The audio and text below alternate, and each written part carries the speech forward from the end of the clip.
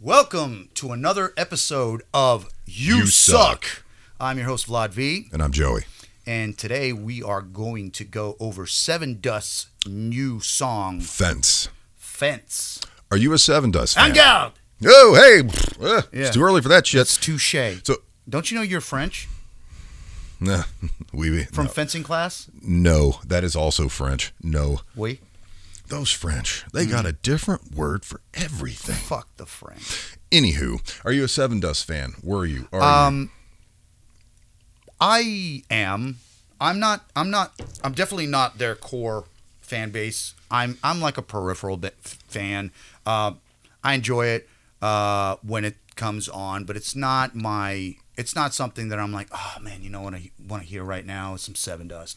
It always brings the goods, but I'm not trying to, like, I respect the band, and I definitely respect the band members who I've actually met and talked to and had different encounters with in regards to studio stuff, and I almost did a project with one of the guys. But I feel like their product is very predictable. Predictable in a positive way because you know it's going to deliver, but it's like you kind of always know what you're going to get. The first Sevendust song I ever heard was Denial. Do you remember that one? Denial. Yeah. Okay. I really liked that song. I still do. I think it's a great tune. It's a good song. That was like late 90s? I think so. Yeah. And it seems like they kind of stay in that same vein for almost every song, and I'm not going to say they just keep writing the same song because I don't know exactly. I'm not a huge fan, but I think that's a great tune. But they stay in that same kind of box, bandwidth. Right? They stay, and that's one of the things that bothers me. And I think when they did Straight Up, where what's his name from Snot got in a car accident and died, and they did that compilation album with guys from Incubus and all that stuff. Yes. When Lejeune sang that song. Oh, that's a good one. It's a great fucking song, which the name escapes me right now. But I think it was so impactful because it was a departure from always hearing, and like you were saying, it's just like, it's like, the drummer's got that sort of thing going on, and it's kind of their signature, but it's kind of been done. They kind of did it to death. I really respect the fact that they're road dogs and they can put on this like constant level of energy, because live they're amazing, and they deliver consistently live. And they deliver consistently on their albums. But having said that, it's kind of like what Metallica did with like their first 4 albums, where it's just kind of the same thing, and you kind of know where all this, songs are going to go, and they sound like themselves, which is good because you're not going to be disappointed because you're getting what you like about them. But I just haven't heard a lot of evolution out of Sevendust for a while. I would like to see a little bit something different. Yeah.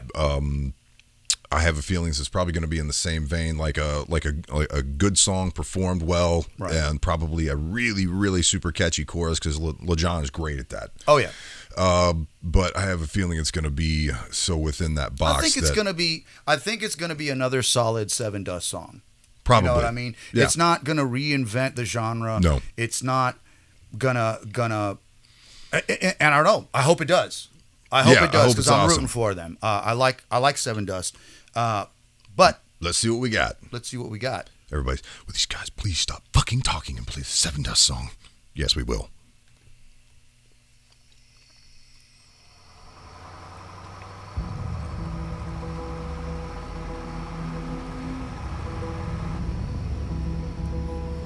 Oh, dude, I haven't seen a claymation video since what? Green Jello? This is exactly what it looks like.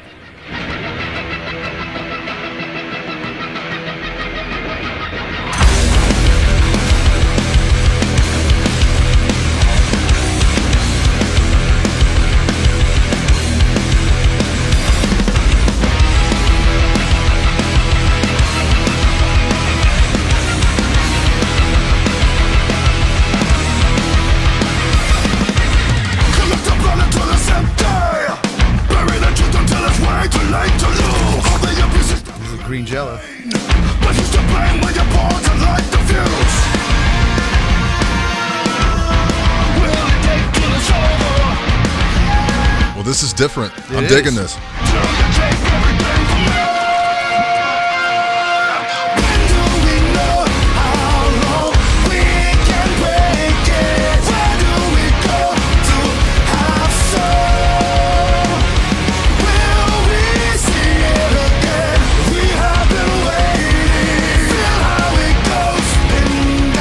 He poisoned himself.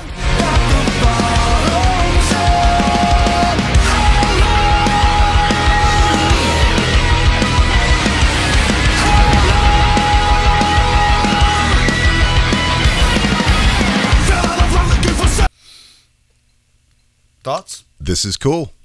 Have they ever done like double time shit like that before? I didn't expect that at all. Yeah. I almost thought that the snare was on the downbeat of initially, because I didn't expect him to come out of the gate with a you know, that kind of thing. Yeah, it's just it's real driving, great energy. It definitely sounds like Sevendust. They did something that I haven't heard them do.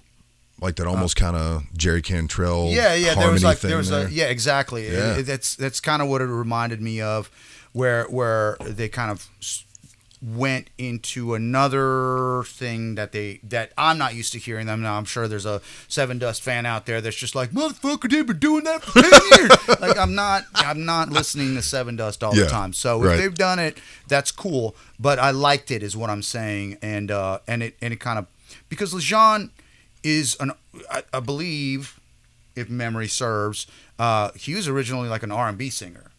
So he initially wasn't even a good fit for them, but for some reason he auditioned. I wish we need like a Jamie, like Rogan has, to look up to see if what I'm saying is even accurate. But because from there's what some guy going, that's not even what happened. Let's comment on it for fucking 78 comments. yeah, if you guys know the story, tell us. Yeah, please tell us. But from what I remember is LeJean was an R&B singer, and they ended up working together, and then he ended up being a fucking badass singer. Yeah. And working out perfect for them.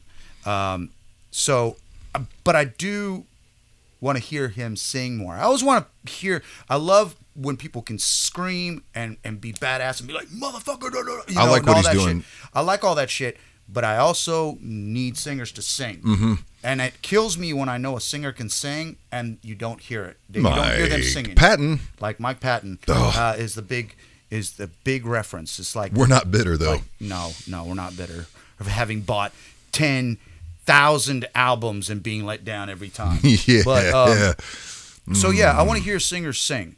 I'm fine with them doing all the heavy shit. Do you like what he's doing in the verse though? I dig it. I think it's cool. I think it fits very well. It's what I feel like. It's what he's always done, and it's fine. Not complaining too much about it. That is perfectly what I expected to hear. Okay. All right, here we go. Yes. She got the lies and all the take. Hard to believe I ever faked it. Time to light the fuse. Will I take to the shoulder? Time to take everything from me.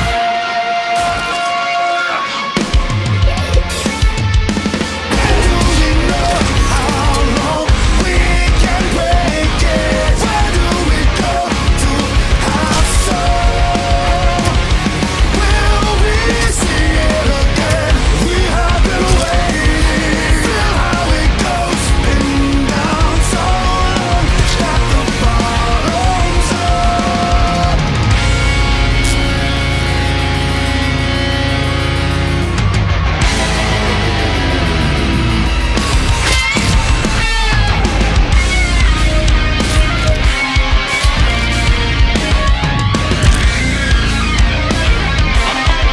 Evil Dead fans, maybe.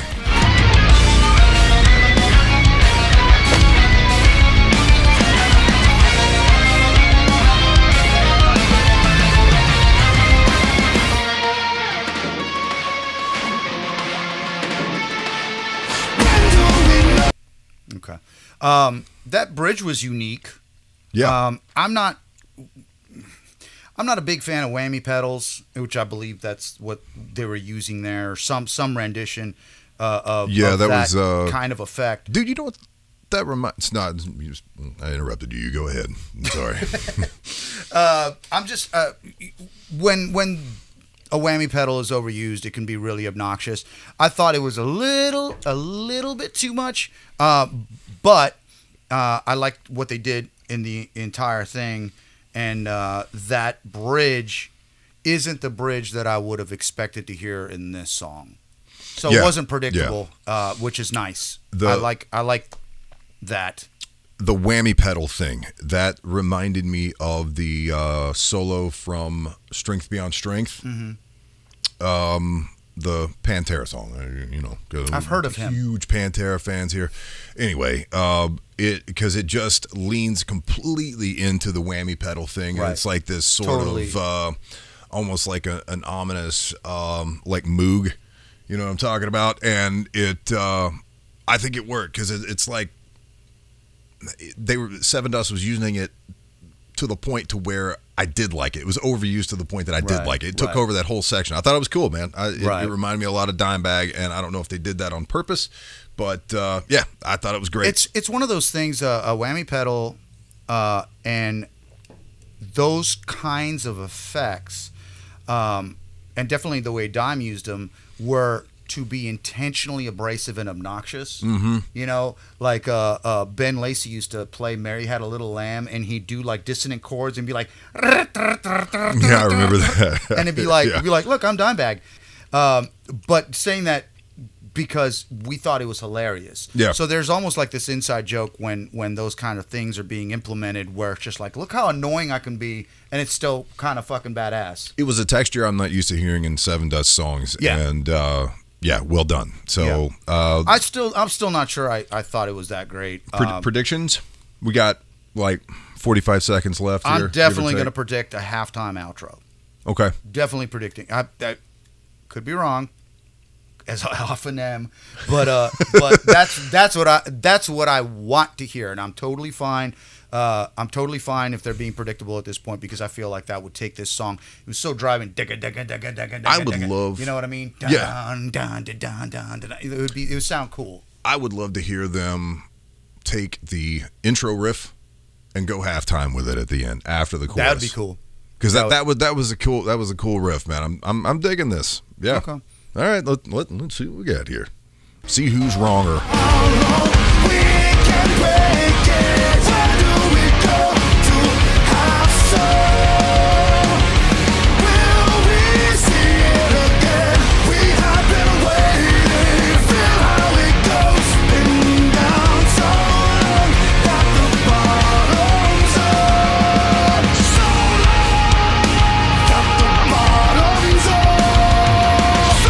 Halftime outro, bitch. Yeah, and there's the drummer coming in with his. Ah! Yeah. Oh, I wanted more of that. Yeah, I did too. I wanted more. Actually. All right, production-wise, how do you feel about it? Production-wise, I thought it was strong. I believe they self-produce, and that was we were talking about Perimeter. What the fuck is the name of the band? Periphery, and how they self-produce. And, I don't know what and that because is. A lot of bands that self-produce, they write as they're doing it. Mm-hmm. So they can't see the forest for the trees. They lose all objectivity as they're working, and there's no pre-production. So the song that you write is the song that you write, and that's how it is. Instead of being like, wait, this part needs to be repeated over here. This part is completely extra, like it's throwaway. That doesn't even need to be in there. We don't need to have two outros with a segue in between. Like, you know what I mean? Mm-hmm. And they're really good at self-producing, whereas other bands aren't so good at that. What did you have any kind of? I liked the guitar tone. I thought the vocals were mixed in well. Not picking up on the bass. Good, bad. I'm not really sure. Drum wise, it's a little too superior drummer to me. Music, audio production guys out there will know what I'm talking about. It's that just dry kind of sampled drum sound. I just don't like it. If you look at their visual waveforms, as I'm sure I will when I'm mixing this video, it's just going to be a bar. Yeah. You know what I mean? There's not going to be any kind of... I still want to hear natural drum sounds. I just do. And that's a product of my age. I get it. But I think it's just too homogenized. Like they're very Sevendust is very overproduced, in my opinion. Maybe not very, but they're definitely overproduced. Well, Morgan Rose is a great drummer, and I want to hear him playing drums. I don't want to hear him playing drums completely brick-walled and quantized and all that shit. He's a good player already. He knows how to hit the drums. Every hit velocity. Yeah, and I want to hear him. And I want to hear him as a human play drums because I know he's a good player. And that would be my biggest gripe. But that's across the board, man. You lose a dimension of you know what I mean? Like when piano is a percussive instrument, and a lot of people don't know that, but because it hammers on the strings, it's a percussive instrument. And when you hit a note, ding, or when you hit a note, ding, there's a, you know what I mean? There's an emotion that's being conveyed there that's being emoted by the way the player felt when he was playing the piece. And the same thing with drums is when every fucking hit velocity goes to 11, it's like, where's the emotion, the way he's feeling? The humanity is gone. Exactly. So people don't realize that you're losing that, even though the song sounds perfect. You know, this obsession with perfection. I mean, go back and listen to Zeppelin. Go back and listen to Black Sabbath. Go back and listen to all these countless bands that were doing, a couple of takes and then just on reel to reel, and it's like, okay, good, go on tour. Yeah. And nobody was like, oh man, Robert Plant went a little flat on that note. Like, this song sucks. You're not gonna throw away the song. You don't have to be obsessed with perfection. A lot of times is what gives it character. Yeah. Is when your voice cracks because you're so emotional, and maybe you didn't hit that note perfect, but it cracked because you were feeling it, and the listener feels that you're feeling it. You want those elements recorded. I can think of a few bands that actually hooked me for a song or two, even though I couldn't stand the band. Fucking Dave Matthews Band. Can't stand them. Hate those fans. But that drummer, Carter Beauford, is incredible. And because his natural feel was able to come out in those songs, there were a couple songs where I just couldn't help but like it because he's such a great player. But now when you got everything quantized and Steven Slate coming in there and going, here's my samples and put them all in there, then it just sounds like the same guy. I mean, Morgan Rose, maybe he didn't even play on it. How would you know? Right. I'm sure he played on it. No, I know he did, but I'm saying that's coming. The way a lot of these bands right nowadays is they record the song with like a click, and then the drummer will do it after the thought, which is, I hate that, because then you don't get that collaboration of like, hey, let's accent it here, like, or let's add a little thing here. But whatever, whatever works for people, that's cool. And I get it for the audiophiles out there. They're like, well, but the transients on the drums won't poke through if you don't have the samples on there. No shit. So is that a problem of the that we should solve by just sampling the shit out of the drums, or should we look at audio production as a whole and go, maybe we kind of fucked up here and need to dial it back? Because it's not like music wasn't heavy before samples came along. Good God. Yeah. So that's my only gripe about this. Sevendust, I think, knocked it out of the park with this one. I think it actually makes it less heavy when everything sounds absolutely, you know what I mean, like super processed and super perfect and compressed, and like to me it loses it because when the human aspect is what makes it fucking heavy. It's like when you see somebody trashing a fucking hotel room. You know what I mean?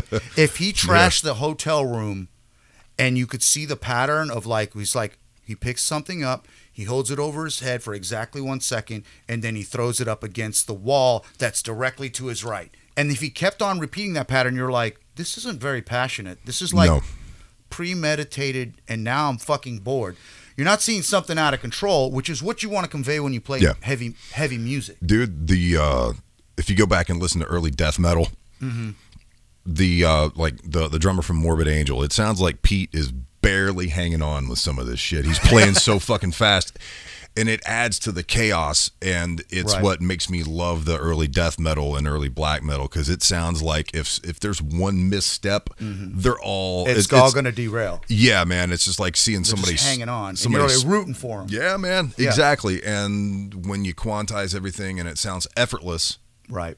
And that's exactly what I'm talking about. Is that you're rooting for the person, because you can feel like oh my, like there's a struggle, there's a you know what I mean, like this is fucking hard, like I can hear it being hard, and a lot of people don't even know that's what's causing the tension in the song, but like this controlled chaos, and when you see somebody, like you see this fucking Viking, and you see in his eyes that he's full of fucking murderous violence, and the fact, and then he talks and he's just like, hey, what's going on, man? You're like, you could fucking just chop me in half right now. And so you feel that. But if you just see the same dude and it's like there's dead eyes and it's like, you know what I mean? Like, you're not going to get any of that shit. Yep. I want the raw emotion, and believe it or not, drummers can emote. And drum samples completely remove all that emotion from everything. Yeah, that's our big beef with it, really. Yep. I feel like we're belaboring the point, though. Yeah, we can probably cut some of this shit out. On a scale of 1 to 10, 10 being the worst piece of shit and 0 being awesome, what do you think?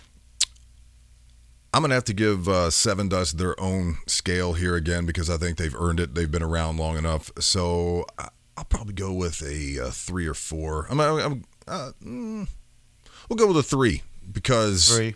Yeah, this is pretty good, man. I feel like there was some different elements that they threw in that maybe they don't usually. It wasn't just like that halftime groove all the way through that I'm used to hearing them do. Right. And again, I'm not a big fan, so I'm sure somebody's going, well, they don't do that all the time, idiot. Okay, fine, but yeah, 3. I'm right there around the 3. I'll probably give it a 4 just because of the super, their signature overproduced sound. That that's where it kind of loses points. They're also a little bit cluttery. I like a little bit more space in heavy songs, and because they really allowed grooves to be a little bit more bouncy. But I thought it was good, and I heard some elements in there that were different. The bridge was definitely the bridge solo thing. I think there was a solo in there. Was different than what I expected, and it delivered on that halftime ending, which I wish was at least twice as long as it was, because I wanted to bounce the fuck out of there, you know what I mean, like in a good way. That would be when I always kind of visualize what the band would look like live, and what the energy of the song flooding over the audience would look like live. You want a little bit more of that, right? Yeah. And I wanted that, and they just kind of like did the halftime for, I don't know, I think it was 4 bars, and got the fuck out, and I wanted more. But yeah, 4 I think is a very fair assessment. All right.